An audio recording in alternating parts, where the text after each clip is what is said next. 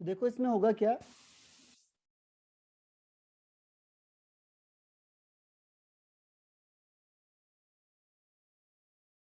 इसमें क्या होगा देखो, देखो, जैसे मैंने जैसे कहा मैंने कहा PCl5, PCl5 और और क्वेश्चन क्या है क्वेश्चन क्या देखो, है देखो, जैसे मैंने कहा जैसे मैंने कहा फॉस्फोरस है, फॉस्फोरस है, तो आपको तो पता आपको है पता है इससे पहले इससे हमने पहले हमने नियॉन लिखा, नियॉन लिखा और उसके और बाद उसके बाद 3D2 3D2 3 3 P3, P3, तो तो लास्ट में लास्ट में 5 है, 5 है, तो 5 ही 5 ही इलेक्ट्रॉन शेयर इलेक्ट्रॉन करेगा, शेयर करेगा, तो तो मैक्सिमम 5 मैक्सिमम होने 5 चाहिए, होने चाहिए, लेकिन लेकिन इसमें इसमें 6 भी 6 होता भी है। होता है।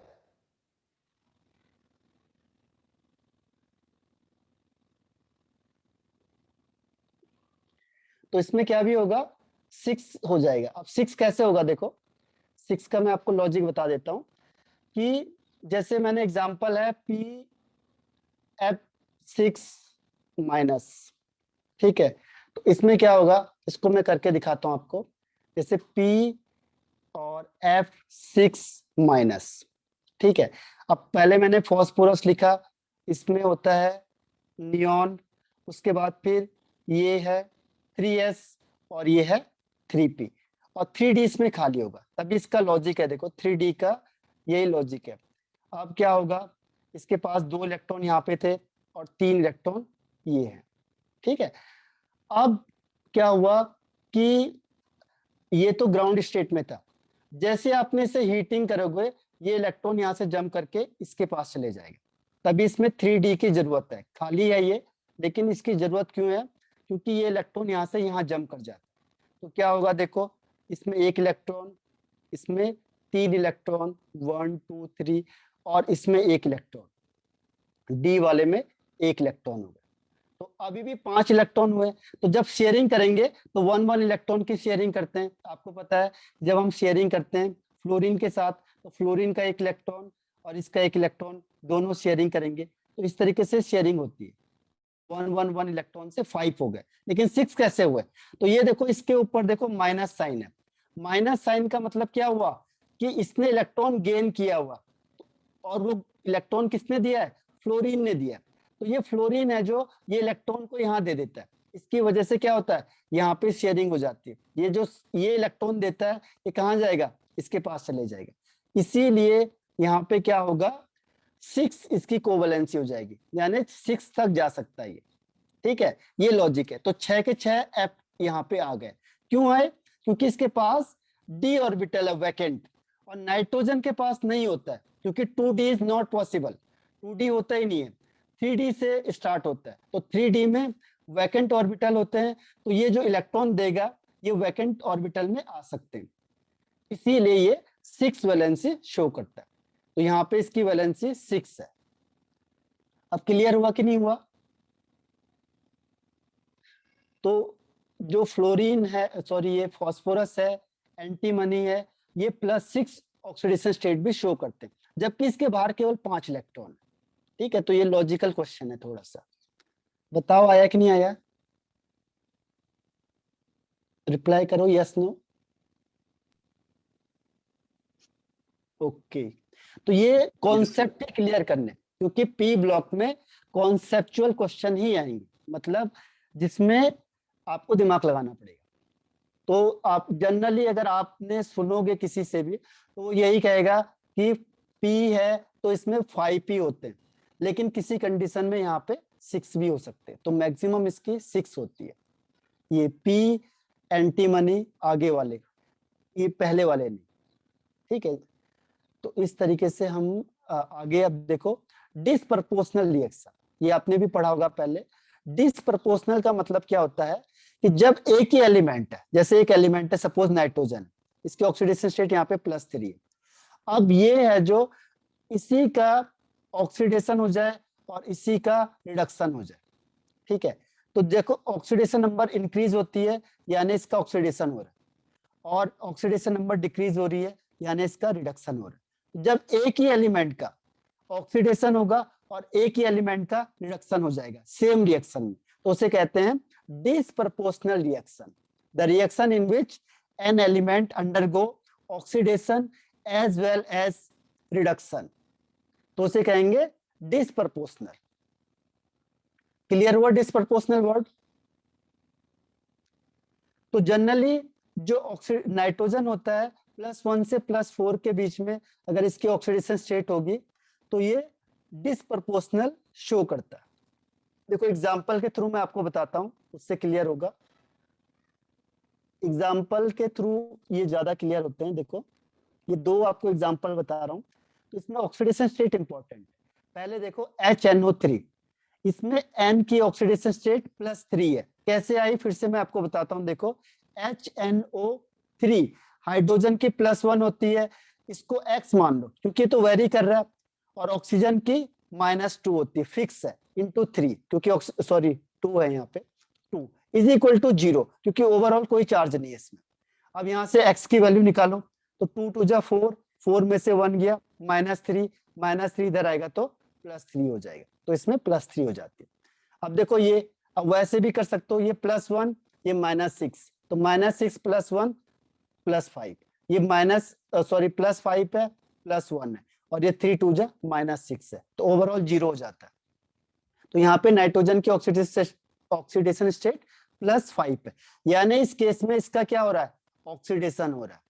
और यहाँ पे देखो NO, ये कौन सी गैस होती है, NO है, इसमें +2 ऑक्सीडेशन स्टेट है क्योंकि ये माइनस है, -2 तो ये +2, तो ये +3 से +2 जा रहा है, यानी ऑक्सीडेशन नंबर डिक्रीज हो रही है, तो इसे कहते हैं रिडक्शन। और ऑक्सीडेशन नंबर इंक्रीज हो रही है, इसे कहेंगे ऑक्सीडेशन। तो एक ही एलिमेंट का रिडक्शन हो रहा है और एक ही एलिमेंट का ऑक्सीडेशन हो रहा है, तो उसे कहते हैं डिसप्रपोर्शनल रिएक्शन। अब फॉस्फोरस से भी दिखा देता हूं, ये भी काफी इंपॉर्टेंट रिएक्शन है। H3PO4, देखो P तो चेंज होता जाता है तो उसे X मान लो, H के 3 है तो 3 × 1 यानी 3 हो गया, ऑक्सीजन के 2 हैं तो 3 × -2 इज इक्वल टू 0। तो देखो 3 2 जा 6, X +3 -6 इज इक्वल टू 0, तो इसको करेंगे तो -3 हो जाएगा इज इक्वल टू 0, तो X इज इक्वल टू +3, तो इसमें फॉस्फोरस +3 हो गया। अब सेकंड केस में देखो यहाँ +5 होगा, ठीक है, कैसे हो गया, देखो इसको X माना आपने, ये 3 हो गया, और ऑक्सीजन का 2 4 जा 8, तो -8 इज इक्वल टू 0। अब इसको इससे माइनस करेंगे तो -5 हो जाएगा, तो X इज इक्वल टू +5, तो ये +5 हो गया। अब देखो +3 से +5 जा रहा है, यानी ऑक्सीडेशन हो रहा है, तो ये हो गया आपका ऑक्सीडेशन। सेकेंड केस में देखो PS3, अब हाइड्रोजन का मैंने कहा था आपको प्लस में होगा +1, और हाइड्रोजन के 3 है 3 हो गए, इसको X मान लो क्योंकि तो बदलता जा रहा है, जो बदलता जाएगा उसे हर हमेशा आपने X एज्यूम करना है क्योंकि उस कंडीशन में क्या पता हो क्या हो।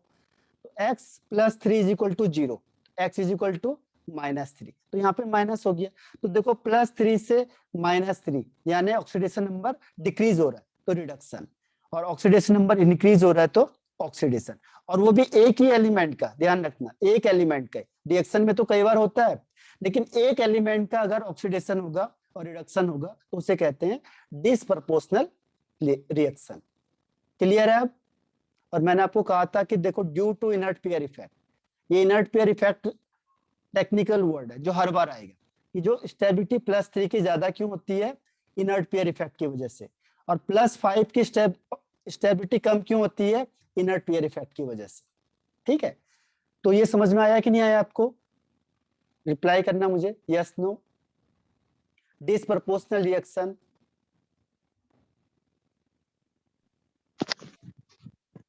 यस ये सर। लॉजिकल क्वेश्चन है, ओके, ये सब लॉजिक है। अब यहाँ पे आपको पूरा दिमाग लगाना पड़ेगा, ठीक है।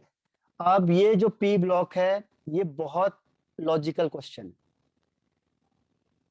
अब आता है इसमें रिएक्टिविटी टुवर्ड्स हाइड्रोजन, ये सबके साथ होगा, इसमें 16 में भी यही होगा, 17 में भी यही होगा, और 18 में तो छोटा सही है, बस जो ज्यादा है वो 16 17। तो देखो जब आप हाइड्रोजन के साथ रिएक्शन करोगे तो जनरली ये H3 बनाता है, यानी यहाँ पे इसकी ऑक्सीडेशन स्टेट -3 होगी क्योंकि हाइड्रोजन प्लस वाला होता है तो ये माइनस होगा। अब जो इलेक्ट्रॉन डोनेटर है तो इसको एक्सेप्ट करना ही पड़ेगा, ठीक है। तो ये हाइड्राइड बनाता है, जब ये हाइड्रोजन के साथ रिएक्शन करेगा तो उसे कहते हैं हाइड्राइड, जैसे नाइट्रोजन हाइड्राइड, अमोनिया इसका नाम है, लेकिन इसे हम जनरली कहेंगे हाइड्राइड। हाइड्रोजन के साथ कोई भी रिएक्शन करेगा तो हम उसे कहते हैं हाइड्राइड। ठीक है, अब इस प्रॉपर्टी पे हम डिस्कशन कर लेते हैं। देखो थोड़ा ये एक्सपेरिमेंटल बेस्ड है। तो पहला मेल्टिंग पॉइंट, मेल्टिंग पॉइंट में क्या होगा, देखो ये बढ़ रहा है, ये इंक्रीज हो रहा है और ये इंक्रीज हो रहा है। सॉरी, ये वाला NH3 का ज्यादा है और ये कम है और ये ज्यादा है और ये ज्यादा है। तो इसका मतलब NH3 का सबसे ज्यादा है मेल्टिंग पॉइंट। NH3 का सबसे ज्यादा मेल्टिंग पॉइंट है बिकॉज ऑफ हाइड्रोजन बॉन्डिंग। यहाँ पे हाइड्रोजन बॉन्डिंग डोमिनेंट हो जाता है।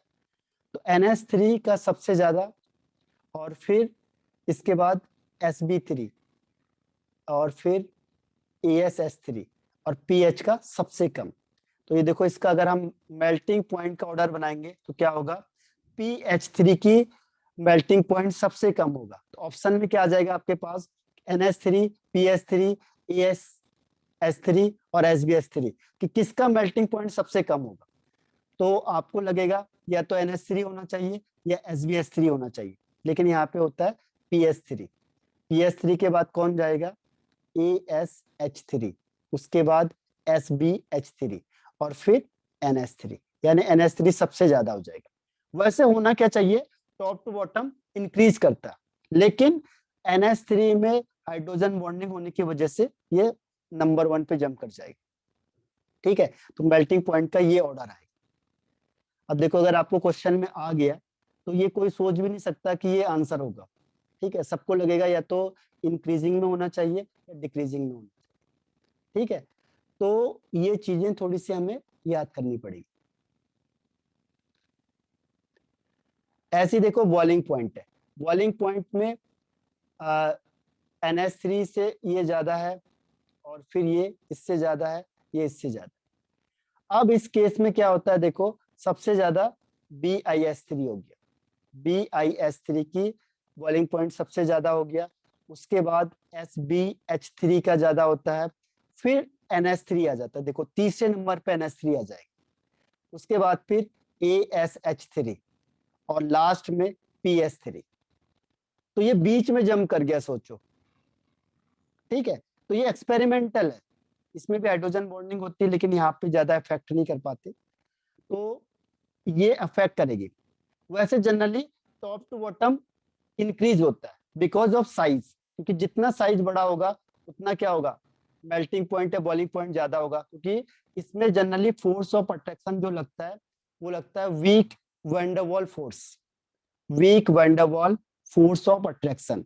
और वो किस पे डिपेंड करता है, साइज पे डिपेंड करता है। जिसका साइज बड़ा होगा उसका मेल्टिंग और बॉइलिंग पॉइंट बड़ा होता है। लेकिन ये एक्सेप्शनल केस हो जाता है क्योंकि इसमें हाइड्रोजन बॉन्डिंग हो जाती है। आपको पता है NH3 है, हाइड्रोजन बॉन्डिंग होगी तो ये बीच में जंप कर जाता है, इसीलिए ये क्या करता है, पूरे आंसर को चेंज कर देगा। तो आप जो है अगर पता नहीं होगा तो आप इसको सही आंसर को गैस नहीं कर सकते इसमें। अब देखो तीसरा इसमें आता है डिस्टेंस। अब डिस्टेंस तो सीधी सी बात है, जैसे आप टॉप टू बॉटम जाओगे डिस्टेंस बढ़ता जाएगा। ठीक है, जैसे जैसे टॉप टू बॉटम जाएंगे डिस्टेंस इंक्रीज होता जाएगा। तो जो N और H के बीच का डिस्टेंस है वो टॉप टू बॉटम इंक्रीज करेगा। अब इसमें मेन आता है ये एंगल का, एंगल बहुत इंपॉर्टेंट है, इसे मैं समझाता हूं आपको। एंगल में देखो बॉन्ड एंगल, 1 सेकेंड, देखो एंगल का मैं आपको यहां समझाता हूं। जैसे NH3 है, यानी कि N ये बना और एक H, दूसरा H, तीसरा H। ठीक है, ये पिरामिडल शेप बनता है और एक लोन पेयर आ जाता है। तो कह रहा है कि बताओ N और H के बीच का बॉन्ड एंगल, ये इसका बॉन्ड एंगल बताओ, पहला। दूसरा यहां से PH3 और इसमें फिर ये लोन पेयर होगा, फिर ऐसे AsH3 1 2 3 और फिर एंटीमनी, यहाँ पे भी H H H और ये बॉन्ड एंगल और लास्ट में बिस्मिथ। तो अब ये बताओ आप कि जो बॉन्ड एंगल होगा वो सबसे ज्यादा किसका होना चाहिए, 1 2 3 4 या 5, कौन सा आप गैस करोगे। तो ये एंगल की बात कर रहे हैं हम, ये वाले इसकी, तो आपको कौन सा एंगल लग रहा है तो सबसे ज्यादा होगा? बिस्मिथ। बिस्मिथ का। और इसके अलावा आंसर? हेमंत, अंबिका, ओके, और श्रुति और यामिनी, बताओ आंसर। तो इसका आंसर जो सही दिया है, जल्दी से बताओ यामिनी, आपको क्या लग रहा है? ओके, सही है। यामिनी और श्रुति का आंसर सही है। देखो, होता क्या लगेगा हमें कि इसका ज्यादा होता है, लेकिन होता अपोजिट है, NH3 का ज्यादा होता है। तो देखो, इसका लॉजिक मैं आपको बता देता हूँ। होता क्या है कि जब कोई चीज पास पास होती है तो लड़ाइयां बहुत होंगी, और जब दूर दूर रहती है तो क्या होता है, प्यार बहुत ज्यादा हो जाता है। तो यहाँ पे जो इलेक्ट्रॉन है, देखो नाइट्रोजन का साइज क्या होता है, सबसे छोटा होता है, ये घर में सबसे छोटा है, तो क्या होगा, आप उससे हाथ नहीं लगा सकते फिर। तो यहाँ पे ये दोनों क्या करेंगे, रिपल्सन ज्यादा हो जाएगा। देखो, ये पास पास बिल्कुल भी नहीं आ सकते, इसमें रिपल्सन क्या होगा, मैक्सिमम हो जाएगा। ठीक है, तो ये जितनी दूर जाना चाहेगा उतना दूर एक दूसरे को भेजेंगे। क्यों? स्मॉल साइज होगा, तो जो इलेक्ट्रॉन इलेक्ट्रॉन पेयर का जो रिपल्सन होगा वो मैक्सिमम होगा। अब देखो बिस्मिथ, इसका साइज बहुत बड़ा है, तो इसके जो इलेक्ट्रॉन होंगे, इसको मैं हटा देता हूँ एक बार। देखो बिस्मिथ है, अब इसका साइज बहुत बड़ा है, तो इसमें एक इलेक्ट्रॉन यहाँ होगा, एक इलेक्ट्रॉन यहाँ होगा, एक इलेक्ट्रॉन यहाँ होगा। ठीक है, तो इसके बीच में क्या होगा, रिपल्सन कम होगा, क्योंकि ये तो बहुत दूर है। ठीक है, तो यहाँ पे रिपल्सन सबसे मिनिमम हो जाएगा। और जो ये लोन पेयर है, ये तो इसको धक्का दे रहा है यहाँ से, ये तो पावरफुल होता है, तो धक्का दे रहा है, तो इसका बॉन्ड एंगल सबसे कम हो जाएगा बिस्मिथ का, क्योंकि साइज बड़ा है। देखो मेन क्या रीजन है इसमें, साइज बड़ा है। तो जो इलेक्ट्रॉन बॉन्ड पेयर के बीच में, देखो बॉन्ड पेयर रिपल्सन क्या होगा, सबसे कम हो जाएगा, मिनिमम हो जाएगा, क्योंकि बहुत दूर दूर है, ये दूर दूर है तो क्या है, ये बिल्कुल पास इधर आ भी जाएंगे, तो डिस्टेंस उतना नहीं है। लेकिन नाइट्रोजन के केस में ऐसा नहीं है, क्योंकि इसका तो छोटा साइज है, तो क्या होगा, एक इलेक्ट्रॉन यहाँ पे है, एक इलेक्ट्रॉन यहाँ पे है, एक इलेक्ट्रॉन यहाँ पे। अगर ये पास पास है तो ये रिपल्सन करेंगे आपस में, पास पास तो आ ही नहीं सकते। अब चाहिए कितना भी जोर दे रहा होगा, लेकिन ये क्या होगा, तब भी दूर दूर जाएंगे, क्योंकि यहाँ पे भी तो रिपल्सन है। तो इसीलिए नाइट्रोजन है जो NH3 का बॉन्ड एंगल सबसे ज्यादा होता है, फिर PS3 का, फिर ASH3 का, फिर SbH3 का, और सबसे लास्ट में BiH3 का। ये लॉजिक समझ में आया आपको या नहीं आया, बताना मुझे। Yes, sir. ये लॉजिक आ गया समझ में आपको? Yes, sir. ओके, अब देखो एंगल कितना होता है, NH3 के बीच का एंगल होता है 107.8 डिग्री सेल्सियस, और फिर ये PS3 का होता है 93.6, फिर उसके बाद ASH3 का होता है 91.8, और इसका होता है 91.3। इसको दिखाया नहीं है मेटलिक बॉन्डिंग की वजह से। तो ये इसका बॉन्ड एंगल है, तो ये पूछ लेता है क्वेश्चन, इसमें सबसे ज्यादा बॉन्ड एंगल ही पूछता है आपसे। ठीक है, इसके बाद नेक्स्ट वन है इसमें डिसोसिएशन एनर्जी। ये भी वही है, फॉर्मेशन ऑफ एनर्जी या डिसोसिएशन एनर्जी। अब आप बता सकते हो मुझे, डिसोसिएशन मतलब ब्रेक डाउन करना, तो किसको तोड़ने में ज्यादा एनर्जी लगेगी? ये NH बॉन्ड है और ये BiH बॉन्ड, किसको बॉन्ड को तोड़ने में आपको ज्यादा एनर्जी लगेगी? हाँ बताओ। अमोनिया। अमोनिया। और इसके अलावा अंबिका, हेमंत, और देखो जो आप आंसर दोगे उसी से आप जो आप बोलोगे उसी में आंसर छिपा हुआ।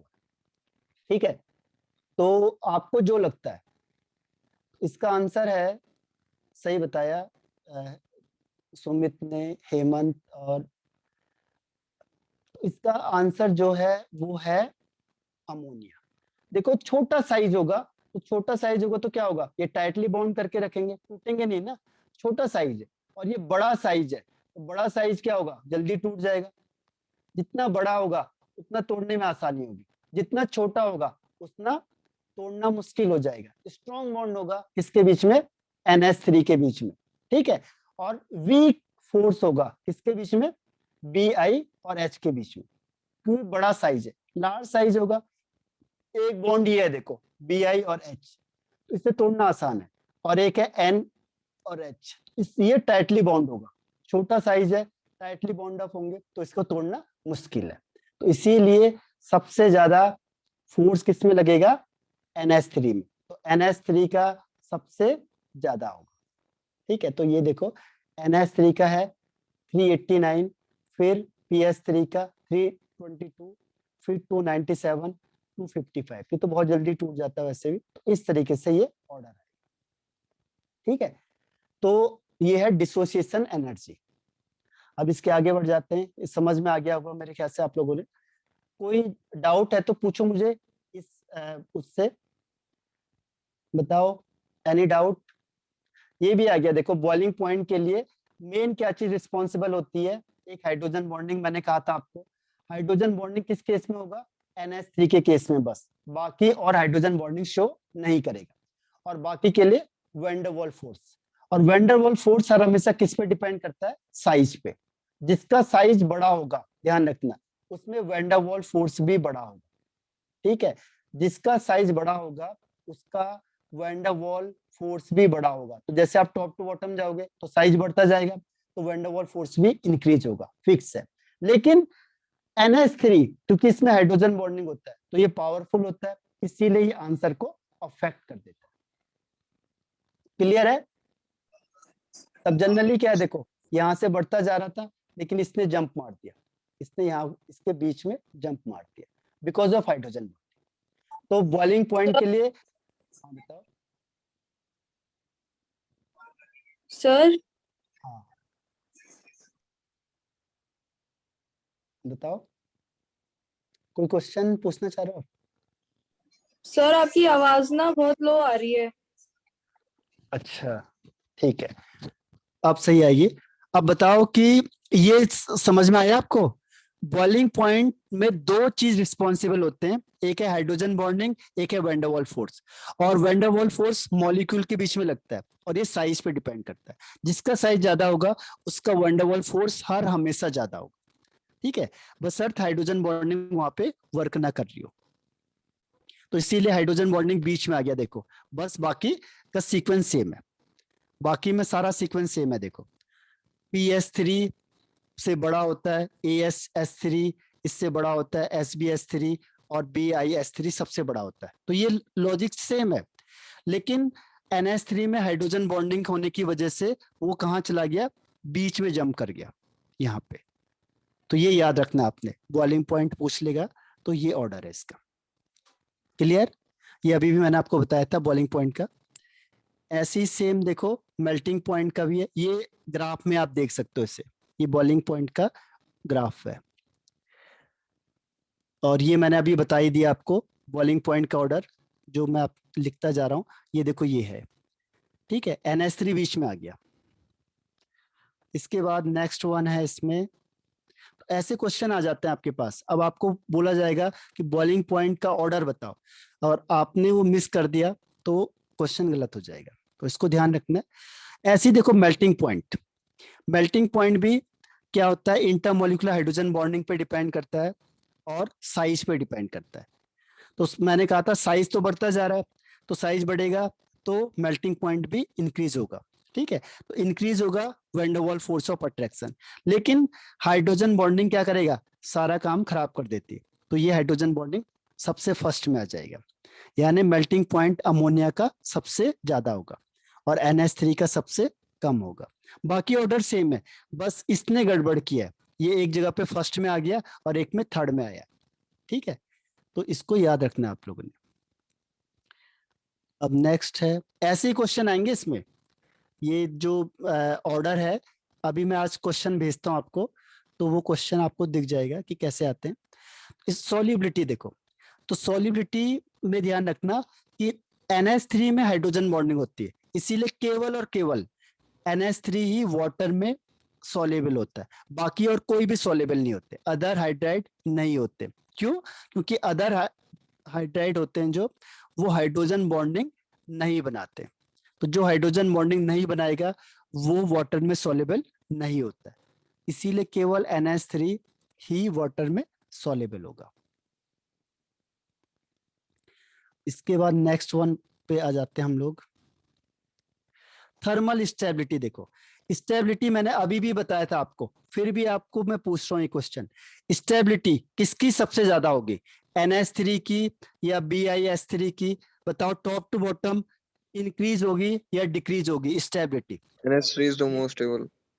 है हाँ, लेकिन top to Ammonia is the bottom most increase stable. होगी या decrease? Stability top to bottom आपने सही बताया, लेकिन टॉप टू बॉटम इंक्रीज या डिक्रीज? हाँ, अंबिका और हेमंत, श्रुति राइट आंसर है, सर डिक्रीज। डिक्रीज होगी। हाँ ठीक है, डिक्रीज होगी। क्यों? क्योंकि इसका फोर्स ऑफ अट्रैक्शन ज्यादा है, मैंने कहा ना इसमें फोर्स ऑफ अट्रैक्शन ज्यादा है। जैसे हमने कहा छोटा साइज है, फोर्स ऑफ अट्रैक्शन ज्यादा है तो ज्यादा स्टेबल होगा, इसको तोड़ना आसान नहीं है। जबकि बिस्मिथ है जिसका साइज बड़ा है तो इसको जल्दी से आप तोड़ सकते हो। ठीक है, तो ये टॉप टू बॉटम डिक्रीज होगा, यानी NH3 सबसे ज्यादा स्टेबल होगा। क्लियर है? तो ये देखो, ये ऑर्डर भी लिखा हुआ है, NH3 सबसे ज्यादा, BiS3 सबसे कम। क्योंकि देखो बॉन्ड स्ट्रेंथ, जो बॉन्ड स्ट्रेंथ है वो सबसे ज्यादा अमोनिया की होगी और बॉन्ड स्ट्रेंथ सबसे कम BiS3 की होगी। क्लियर हुआ ये?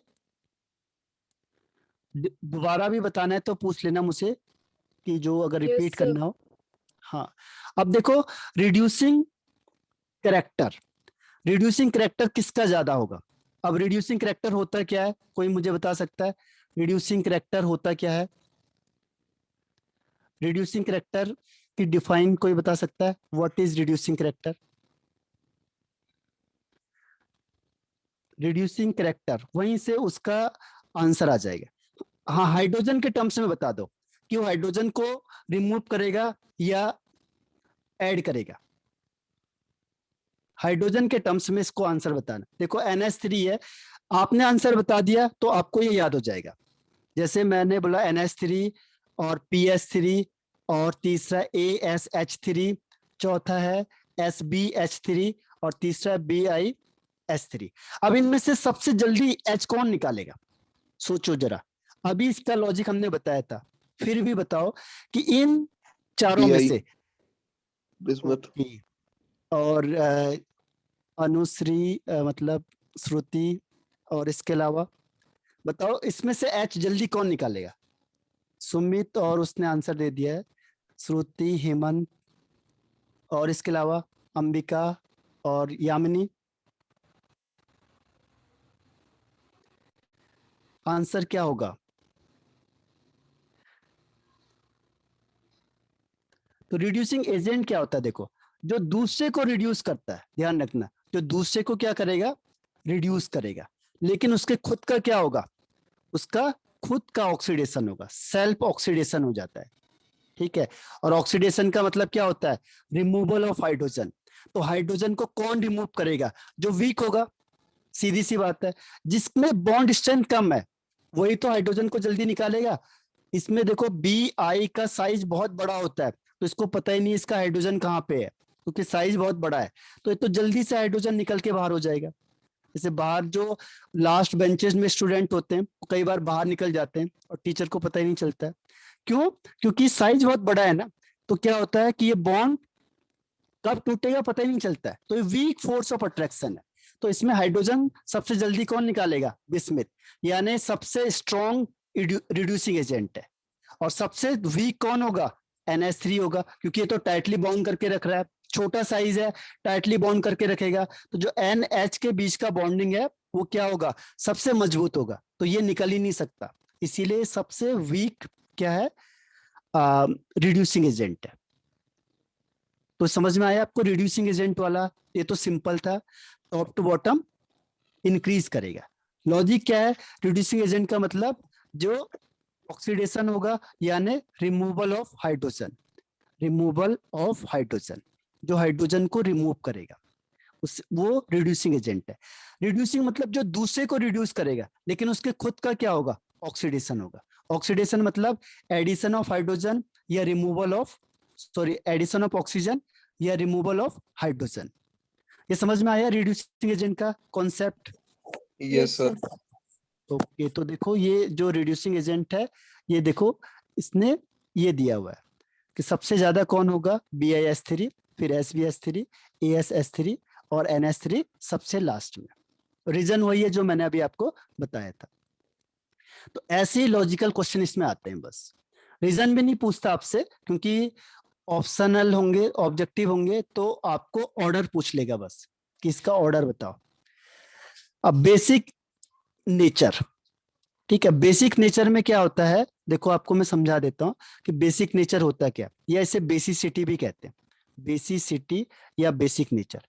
इसका मतलब होता है कि जो इसके पास लोन पेयर है उसको कौन जल्दी डोनेट करेगा, ability to donate, ability to donate. ये जितनी जल्दी अपने लोन पेयर को डोनेट करेगा, ठीक है, वो उतना अच्छा स्ट्रॉन्ग बेसिक कैरेक्टर शो करता है, ठीक है, डोनेट करेगा। अब आपको ये बताना है कि इन सब में से कौन जल्दी इलेक्ट्रॉन को डोनेट करेगा।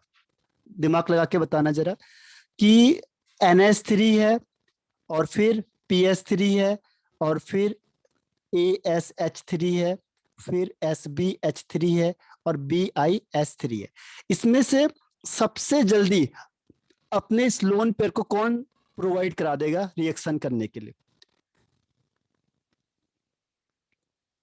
ओके श्रुति, इसके अलावा अंबिका, 2 आंसर आ गए। और जो आपको लगता है कि ऐसा होना चाहिए, हेमंत, ओके, सुमित, ओके, और लास्ट है यामिनी, ओके। तो यामिनी और अंबिका और हेमंत का आंसर सही है, ठीक है। इसका आंसर है NH3।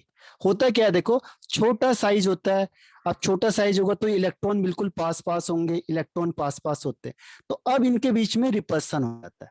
ये चाहता है कि भाई जल्दी से अपना इलेक्ट्रॉन दे दे, ये जितना जल्दी जाएगा उतना बढ़िया है, क्यों, रिपल्सन फील करता है, ठीक है। यहाँ पे जो इलेक्ट्रॉन है ये बॉन्ड पेयर के इलेक्ट्रॉन है और ये लोन पेयर का इलेक्ट्रॉन है, तो ये आपस में क्या होगा, छोटा साइज है तो बिल्कुल पास पास है, लड़ाई करते रहेंगे आपस में।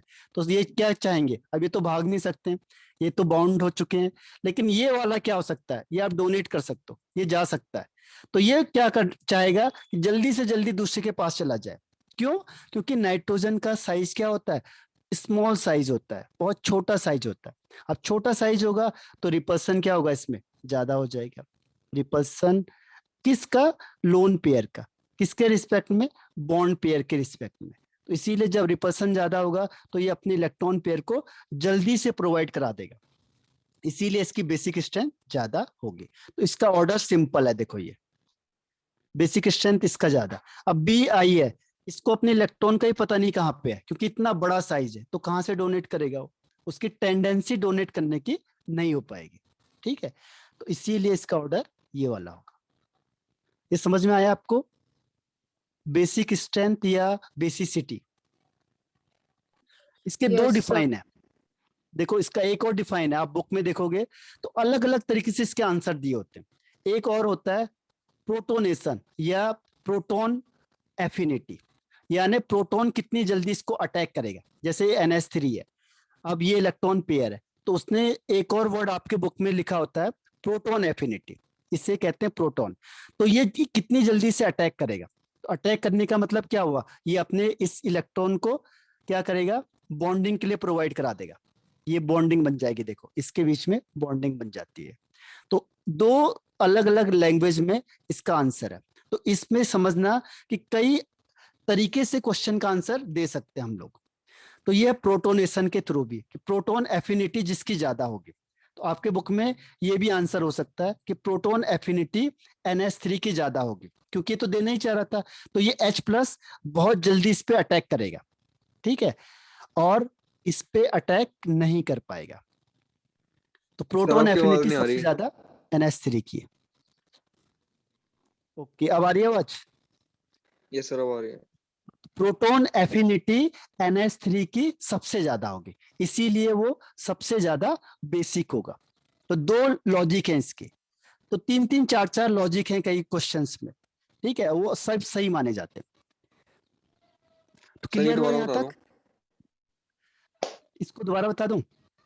यस सर, देखो वो दोस्त, आवाज नहीं आ इसका रही ना। लॉजिक ये है कि जो NH3 है इसमें इलेक्ट्रॉन पेयर होता है, तो जो H प्लस है, अब देखो इसमें इलेक्ट्रॉन डेंसिटी सबसे ज्यादा हो गई, क्योंकि यहाँ भी इलेक्ट्रॉन है, इधर भी इलेक्ट्रॉन है, इसको क्या रिपल्सन की वजह से इसको चाह रहा है कि किसी को दे दे, तो ये H प्लस बहुत फास्ट इस पे अटैक करेगा, तो इसे कहते हैं प्रोटॉन एफिनिटी। आपकी बुक में लिखा होगा प्रोटॉन एफिनिटी। तो प्रोटॉन एफिनिटी सबसे ज्यादा किसकी होगी? एफिनिटी मतलब अट्रैक्शन। प्रोटॉन को सबसे ज्यादा अट्रैक्ट कौन करेगा? NH3। ठीक है, क्यों? क्योंकि ये अपने इलेक्ट्रॉन पेयर को जल्दी से देना चाहेगा किसी को भी, तो इसीलिए इसकी बेसिक स्ट्रेंथ ज्यादा होती है। तो ये 4H कंबाइंड हो जाएंगे और इसमें प्लस चार्ज आ जाएगा, इसे कहते हैं NH4 प्लस। ठीक है, तो ये एक आंसर है, एक आंसर मैंने आपको पहले बताया, तो ऐसे 2 या 3 आंसर आपकी बुक में मिल सकते हैं। ठीक है, तो दोनों कॉन्सेप्ट समझ में आ गया आपको? Yes sir. ओके, तो आज इतना ही करते हैं हम लोग, और इसको जरूर कर लेना ऑर्डर्स वाइज, क्योंकि आपको ऐसे ही क्वेश्चन मिलेंगे, और मैं आज आपको क्वेश्चन भी भेज देता हूँ सारे, ताकि आपको आइडिया हो जाए कि बोर्ड में या कॉम्पिटिटिव में कैसे क्वेश्चंस आते हैं। ठीक है, तो आज मैं यहीं पे ऑफ कर रहा हूँ। Bye bye and have a nice day.